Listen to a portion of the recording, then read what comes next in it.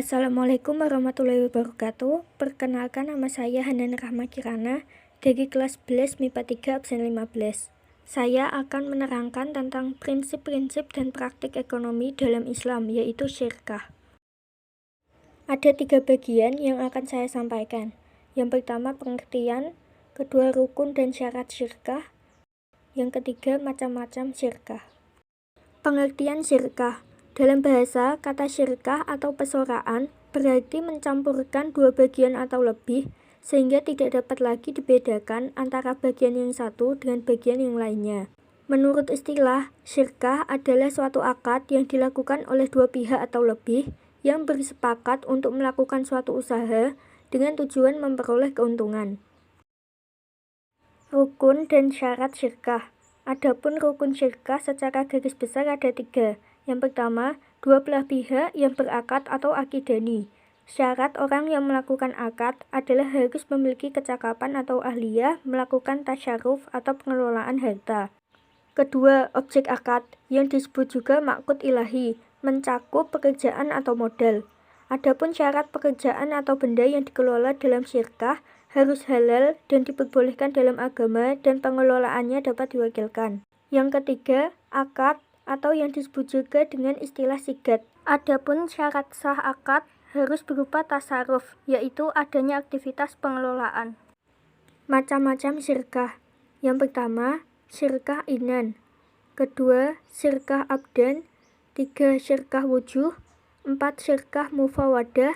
5, mudorodah. 6, musaqah, muzaroah, dan mukobaroh. 1.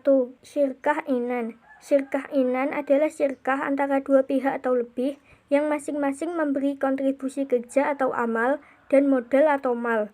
Syirkah ini hukumnya boleh berdasarkan dalil sunnah dan ijma' sahabat.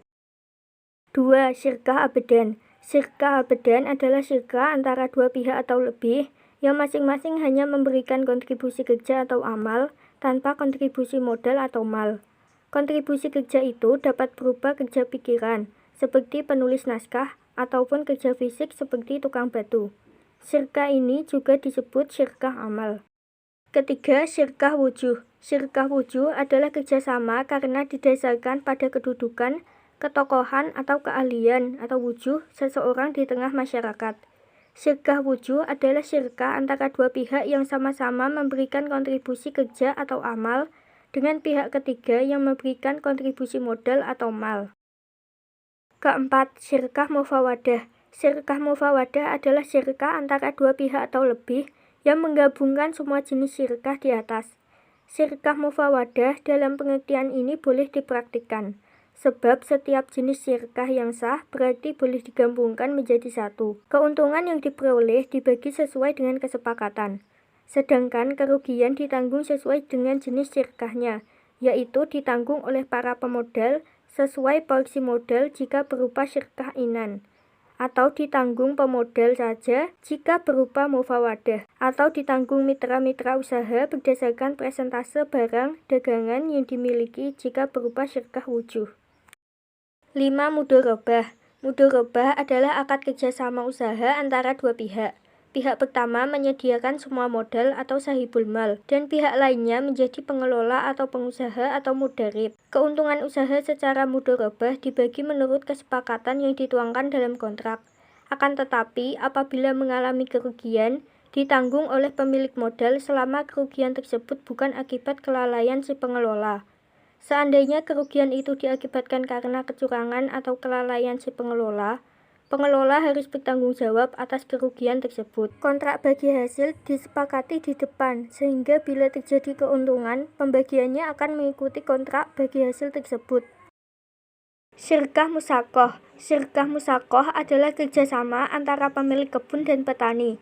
Pemilik kebun menyerahkan kepada petani agar dipelihara dan hasilnya nanti akan dibagi 2 menurut persentase yang ditentukan pada waktu akad. Konsep musaqah merupakan konsep kerjasama yang saling menguntungkan antara 2 belah pihak. Syirkah muzaroah dan mukobaroh. Muzaroah adalah kerjasama dalam bidang pertanian antara pemilik lahan dan petani penggarap. Dalam kerjasama ini, benih tanaman berasal dari petani, Sementara mukobaroh ialah kerjasama dalam bidang pertanian antara pemilik lahan dan petani penggarap. Dalam kerjasama ini, benih tanamannya berasal dari pemilik lahan. Muzaroah memang seringkali diidentikan dengan mukobaroh. Namun demikian, keduanya sebenarnya memiliki sedikit perbedaan. Muzaroah benihnya berasal dari petani penggarap, sedangkan mukobaroh benihnya berasal dari pemilik lahan. Sekian pembahasan dari saya. Terima kasih. Wassalamualaikum warahmatullahi wabarakatuh.